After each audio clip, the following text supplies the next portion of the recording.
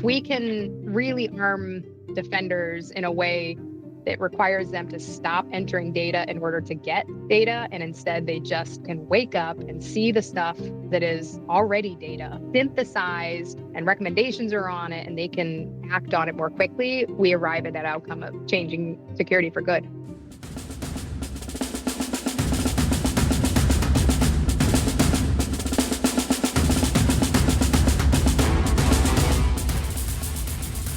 Welcome to another episode of Mandiant's Defender's Advantage podcast. I'm your host, Luke McNamara.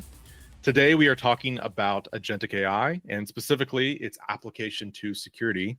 And joining me to do that, I am joined by Steph Hay, Senior Director for the Gemini Product and User Experience here at Google Cloud Security. Steph, how are you doing today?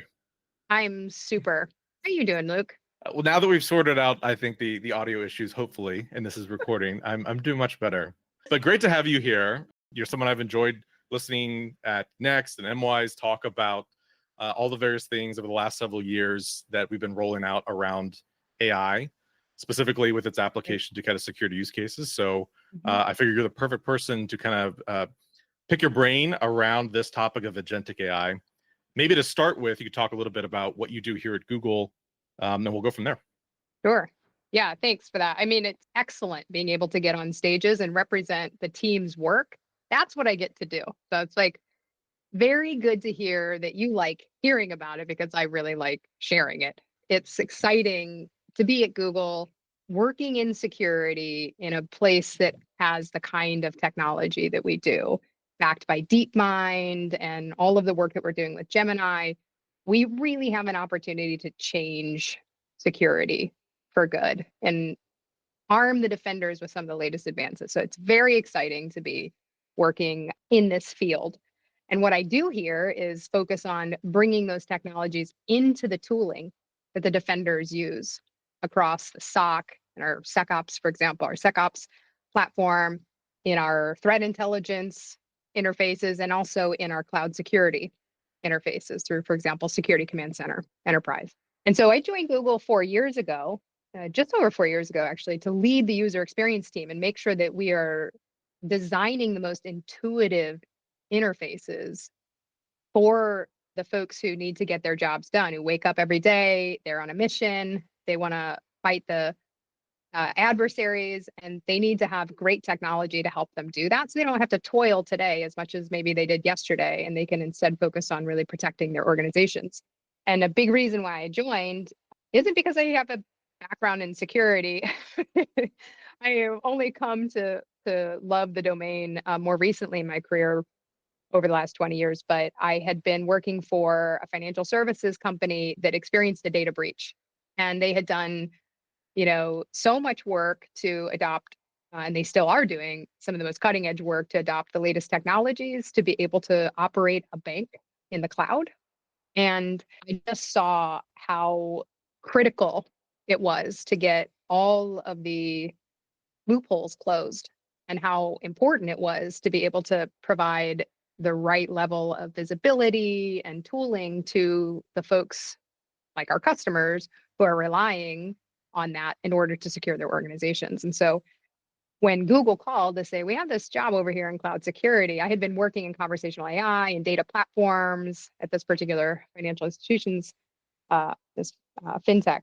I said, I don't really have a security experience, but I know how important that is. It's like the base of Maslow's hierarchy. And if we don't get that right, everything else crumbles. So it was a pretty exciting opportunity. I was a new person in the space. I knew a lot about user experience, less about security. Maybe I know a little bit more about security 4 years down the road, but that's a very long answer to your first question. Well, it's a good segue into, since you've been here and you've been working on this, and since you've seen sort of this explosion in obviously interests and people building things around generative AI and LLMs, for anyone that hasn't been following this specific to the security industry, what have been some of kind of the kind of key points to date with how we've been using generative AI and applying that to the security discipline?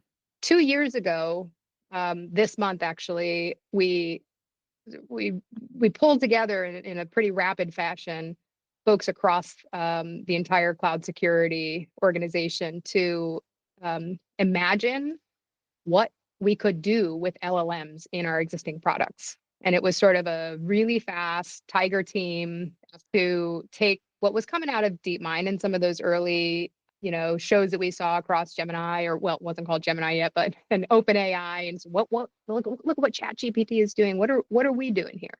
The good news is we ended up having such interest that we were able to generate a whole bunch of ideas and actually get the first generative AI to be generally available into the market within our SecOps product 10 months later. But when I think back about 2 years ago, how far we've come in 2 years and how much the technology is still advancing every single day, I do think that so much of our effort was focused on what we call the 3 Ts. It still is today, but the 3 Ts are threats, toil, and talent. We wanted to be able to use generative AI to reduce the exponential growth of threats, be able to catch identify the signal and the noise sooner. We wanted to reduce the toil that customers had to deal with needing to know, for example, how to write custom queries. We wanted them to be able to use natural language to be able to search all over their event data, or to be able to create playbooks. These are the things that you need to have, very specialized knowledge to be able to do. We wanted that to go away, that kind of toil. And from a talent perspective, we wanted to be able to enable these organizations who are just constantly looking for really specialized talent to at least get the sort of like junior analyst in a box effectively taken care of by the application itself. We'll never, and we would never want to, have the kind of subject matter expertise, forged from decades of experience that our stock, our tier 2, tier 3 analysts or our heavy researchers and threat analysts have. We think we can move the ball down the field, so to speak, to get some of the basic workflows taken care of and engendered really in the product. We are focused on those, threats, toil, and talent. A lot of that ended up revealing itself in terms of just summarizing data in natural language, allowing for natural language input. And I think that's largely been sort of the focus of our first couple of years. But very quickly, it started to turn into, I don't really need this summarized anymore. Actually, what I need is for the technology to be able to put 1 + 1. I need you to take these two distinct parts of my existing workflow and do them automatically, and then I pick it up from you there. And so we've shifted to what you probably heard me talking about last year, more of a focus on being agentive in our application of AI and the tooling. What can we do to automate some of the workflows using LLMs as part of that process, certainly, that are really painful for our end users today, and that don't require them to do much sort of, raw Q&A that might be, where we were in year one. That's a sort of idea about where we're at right now. And so for folks who are less familiar with this topic of agentic AI, maybe just at a high level explain sort of what that is, how AI agents are maybe different from models, or how that fits into this discussion around generative AI. The way I kind of think about an agent is take the metaphor of like what a human would do. On day one, a human needs to understand these distinct parts of a particular workflow when they're trying to achieve some goal or some outcome. So if I'm going to walk to work, then like first thing in the morning, I like wake up, and then I've got to like brush my teeth, and I've got to do some other things, and I have to leave the house, and I have to stop by and get coffee. All of these are distinct parts of my journey on the way to work that are custom to me, right? And there are millions of people in the blocks around me who are doing that same sort of thing, so you can kind of imagine that an agent is taking what a human would normally do and understanding all the different parts of its process on its way to a goal and deciding to automate parts of that. So tomorrow, it would be great if I woke up in the morning and somebody had already brushed my teeth for me and there was coffee sitting there. And actually, I just there was a car waiting out front for me and I didn't have to think about it at all. That kind of automation of some of the toilsome parts of the journey is what an agent does. It does that, being able to look at all the data of similar sorts of journeys. Anybody trying to go to work, what are the common patterns there? Are there parts of this that we can automate? And to a high enough degree of confidence and precision in the security space that we can just offload that entirely from the user. And this is where it starts to get a little exciting and scary in the security practice, because it would be really great if I didn't have to triage anymore. If an agent did all that triage for me and just put in front of me the things I'm supposed to really respond to, that could be really great.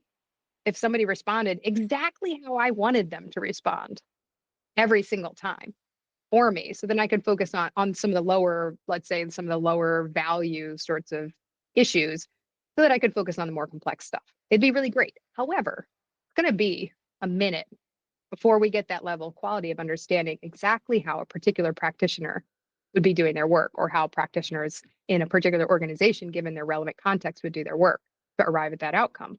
We have work happening to get that quality and precision up, thanks to folks like Mandiant, who are helping to train the models that are governing this, agentive workflows that we're building right now.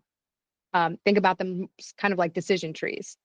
What would you do next? What would you do next? What would you do next? You do that over and over again 1,000 times. Suddenly you've got an agent that understands how a Mandiant analyst works on these particular kinds of alerts.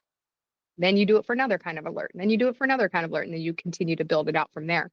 But it gets the scary part in that we could do that a lot, and we're still working the security space. So our goal is to be semi-autonomous. We want semi-autonomous agents that might do some of the automation on maybe the lower risk, higher volume parts of the existing practitioner's workflow, and then ask for approval or make it for easy rollbacks, or don't automate the other parts that are really going to need human oversight. They're really going to need the security practitioner to be able to stamp something or say, agent, you got it wrong.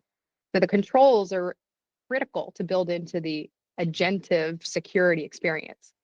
And that's all the work that we're doing on both sides, to get the precision right, to get the workflows right, and to make sure that the controls for the human in the loop are also really visible and ubiquitous. Yeah, when you describe it like that, I can think of scenarios where, for example, let's say you're a SOC analyst and you wake up in the morning and there's a news alert, or you get a piece of intelligence from a provider like Mandiant saying there's been exploitation, zero-day exploitation of a particular product. And, some of your first questions are, do we have that product? Are we exposed to this? And then walking through, okay, can we automate? Are there patches available already? Can we apply those patches? But then you would still want a human in that loop to say, okay, what's going to be the disruptive impact if we take that down and go through that patching process right now?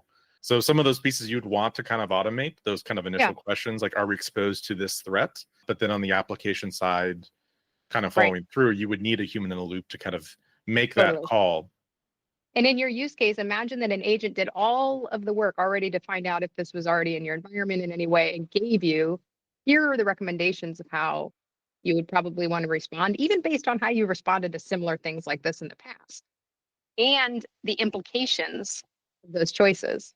That is the ideal scenario trying to get at. How much of that existing independent workflow can we string together and get right, so that by the time it gets in front of the human already has a lot of the synthesis that they're doing on their own right now, having to, hunt and peck and hold it together. In fact, a lot of the research that my team has been doing has just found how much spreadsheets and docs are still part of the end user's experience.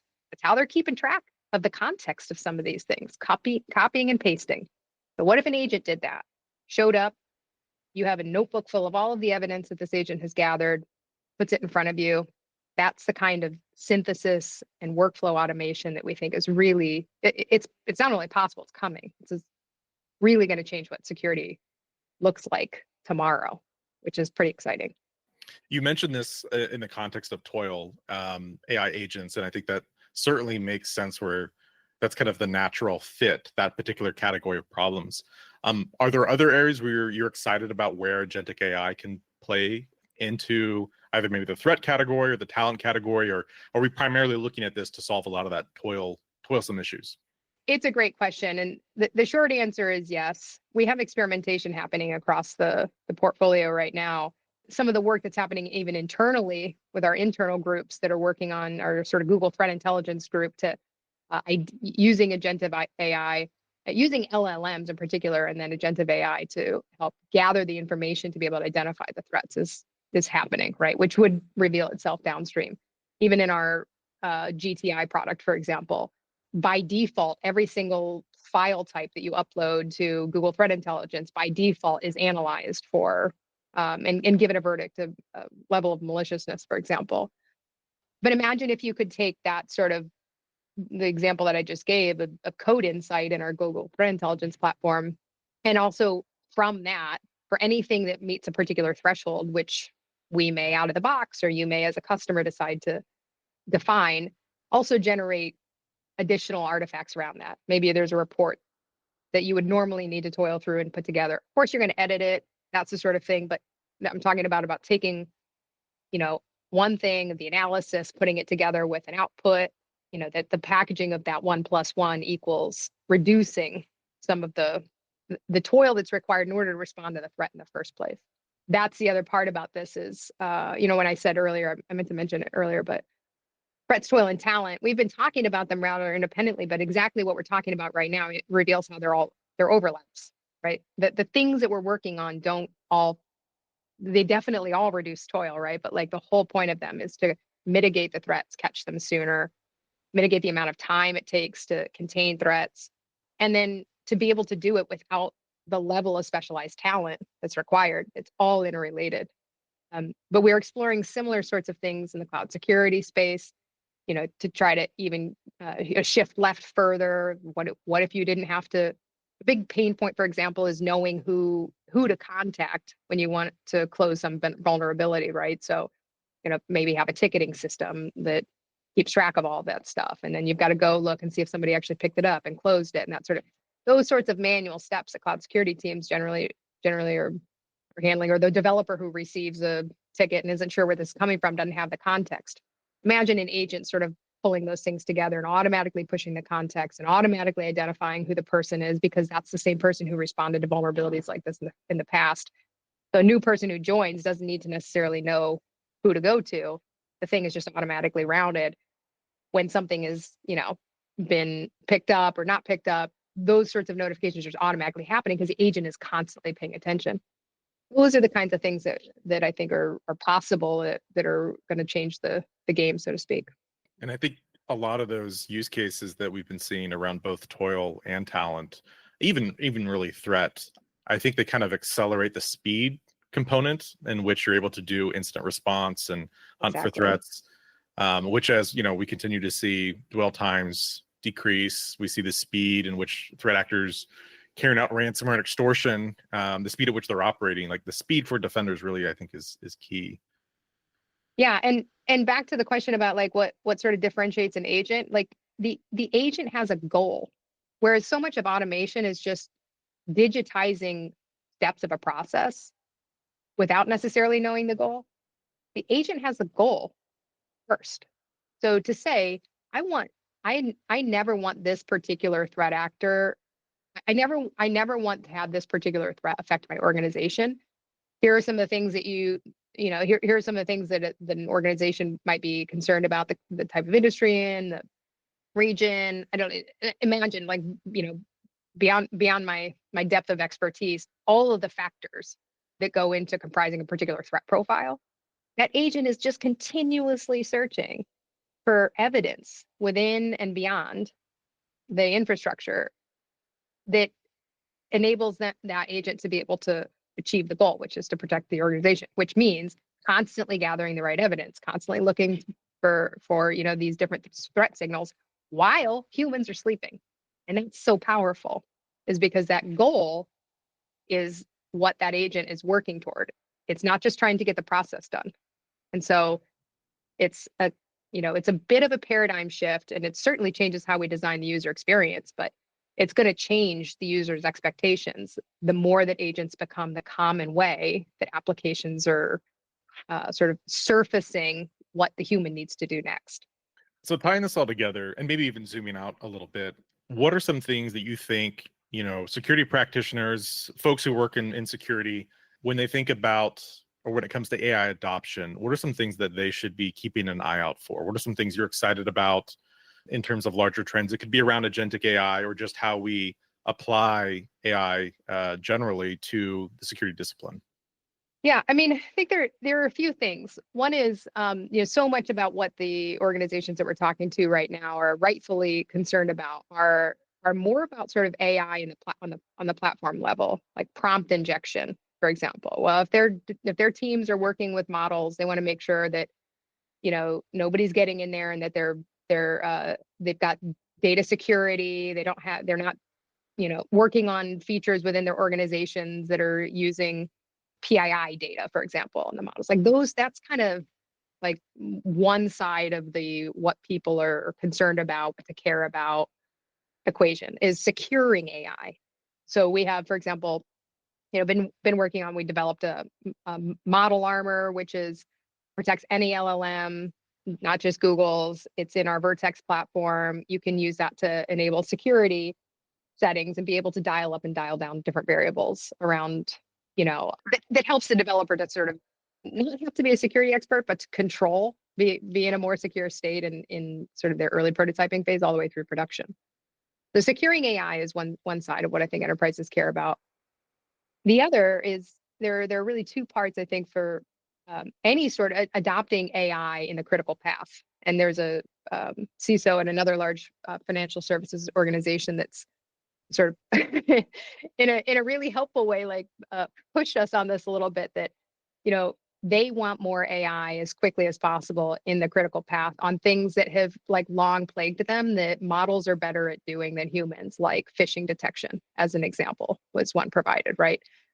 That number one is, I think, on bringing AI into the critical path, organizations are really looking to reorient their existing staff to more complex issues and to stop working on the things that have been issues for years. And that's a totally fair ask. And that's what, very quickly being able to get those use cases taken care of. And again, this gets back to the talent issue in particular, is a core focus.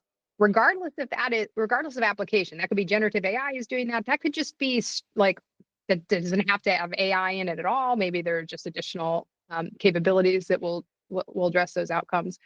But the second piece around agentive AI, I do think both in assistive and agentive AI in the tooling. Number one is that customers don't want to have to learn new tools. And that's why it's so critical that we take this path. I think that, I sound like I'm gloating. Maybe I am gloating. I'm not trying to, but like, we're not trying to teach these defenders who already have a tough job new tools in order to use AI. We're infusing AI in their existing tools. So right where you're searching right now with a custom query, that's where you could search in that exact same spot using natural language. That's the kind of thing that we're trying to do, is like replace the existing experience over time, or at least augment it with some of the AI tooling.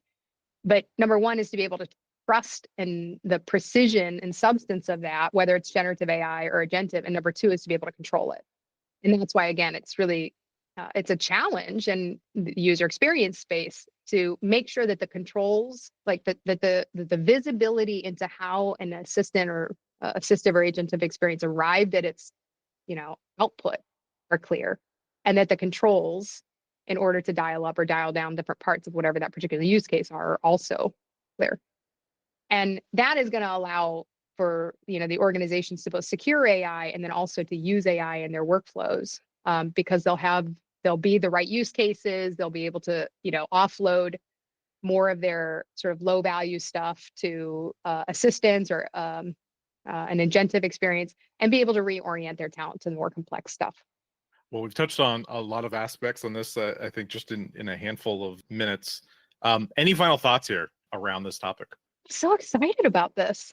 I'm so excited about this. I'll just say, I think it's right to be cautious of bringing AI into the security lifecycle, because it's so important to get it right. But there are so many customers already, given the work that we already have in our product. And I know that we're even doing internally, dog fooding our own capabilities and prototyping to help us internally to operate more quickly. It's so exciting to see customers adopting and giving feedback and saying, what would be better is if it was this and not that. Because that kind of co-design mentality where we're, it's not everyone, but there's a group of people in every single organization working on our platforms today and in our products today that see where this can go and are actively bringing it to bear. And that is super exciting, because if we can really arm defenders in a way that requires them to stop entering data in order to get data, and instead they just can wake up and see the stuff that is already data, synthesized and recommendations are on it and they can act on it more quickly, we arrive at that outcome of changing security for good. Yeah, and I think it's not just the speed component; it is the ability as a security practitioner to work on more interesting, challenging, higher level problems, rather than to just have to respond to a continuous investigation of kind of low level alerts.